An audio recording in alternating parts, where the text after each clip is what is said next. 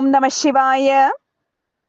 குருடர், தரித்திரர், முடவர், திக்கற்றவர், பாலர்கள், விருத்தர்கள், யோகிகள் இவர்களை இல்வாழ்வோன் அதிதிகளை போஷிப்பது போலவே தன் சக்திக்கு ஏற்ற உதவி செய்ய வேண்டும்.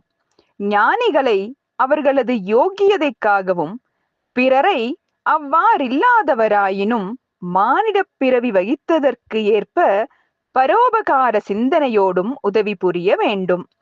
அதிதிகளும் சத்பாத்திரரும் தமக்கு தானம் கொடுப்பவனுக்கு உதவி செய்ய வேண்டும் என்ற கருத்தால் யாசிக்கின்றனரே அன்றி தமது சுய பிரயோஜனத்திற்காக மட்டும் யாசிப்பவர்கள் அல்லர். ஆகையால் தரித்திரனும் சாதுவுமாக இருப்பவனை அதிக பிரயத்தனத்தோடும் தயையோடும் எதிர்பார்த்து கொண்டு இருப்பவனே இல்வாழ்வோன் எனப்படுவான். தானம் செய்யாமையினாலேயே ஒருவனுக்கு தரித்திரமும் தானம் செய்வதனாலேயே சம்பத்தும் உண்டாகின்றன. அதிதியானவன் கொடையாளிக்கு உதவி செய்ய வேண்டும் என்ற கொள்கையினாலேயே தனக்கு உதவி செய்ய வேண்டும் என்று கேட்டுக் கொள்கிறான். அதனால் கொடுப்பவன் மேல் உலகத்திலும் வாங்குபவன் கீழ் உலகத்திலும் இருப்பார்கள். யாசகன் எனக்கு கொடு என்று கேட்பது தாதாவுக்கு சில விஷயங்களை போதிப்பன. தாதா அப்படின்றது பெரியவர் அப்படின்னு, பெரியோன் அப்படின்ற மாதிரி சொல்றாங்க. அவை யாசிப்பது என்பது மிகவும் கடினமான விஷயம். அது முற்பிறவியில் தானம் செய்யாமலேயே உண்டானது. ஆகையால் இவனுக்கு தானம் கொடுக்காத பட்சத்தில் இவனைப் போலவே நமக்கும் சம்பவிக்கும். ஆகையால் யாசகனை பூஜிக்காதவன் யாவன்? தானம் செய்ததனாலேயே சொர்க்கத்தை அடைவான். இந்த உலகத்தில் அதிதிகளை விட பந்துக்கள் யாவருளர்? கொடையாளிக்கு இகலோகத்திலும் பரலோகத்திலும் பயனடைய செய்பவர்களே யாசகர்கள் என்று உணர வேண்டும். நாள்தோறும் வந்து யாசிப்பவர்கள் அதிதிகள் அல்லர். திரவியவான்கள் யாசிக்க வருவாரானால் அவர்களும் அதிதிகள் அல்ல.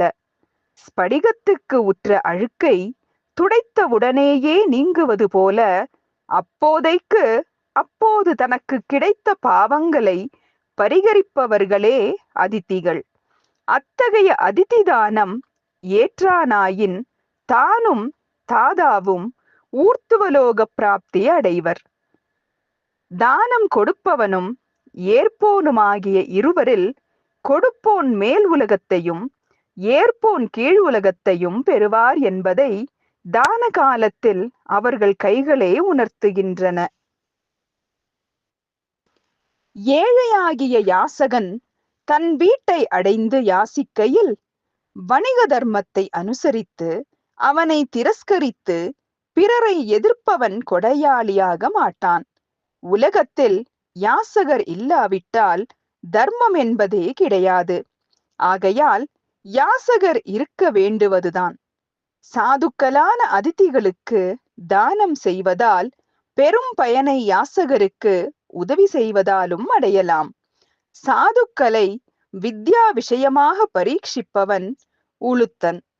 உளுத்தன் அப்படின்னா கஞ்சன், பொருளாசைக்காரன் அப்படின்னு சொல்றாங்க.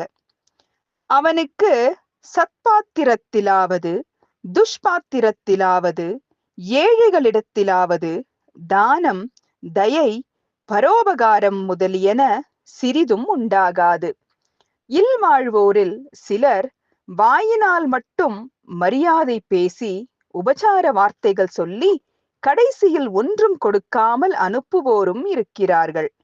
அதிதிகளை கண்டவுடனே எழுந்திருத்தல், எதிர் செல்லல், க்ஷேமம் விசாரித்தல், ஆசனம் கொடுத்து அதில் இருக்கச் செய்தல், கால் கழுவச் செய்தல், பிரியமான வார்த்தைகளை கூறல், அவர்கள் செல்லும் போது பின்தொடர்தல் என்னும் ஏழும் இல்வாழ்வோனை ஸ்வர்க்கமடையச் செய்யும் சோபனங்கள் ஆகும்.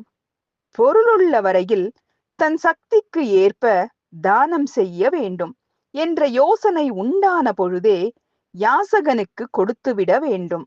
இது தர்மராஜனான யமனுக்கு துணையான தர்மமாக முன்னின்று அவனை நரகத்தில் தள்ளாமல் தர்மத்திற்கு செலுத்தும்.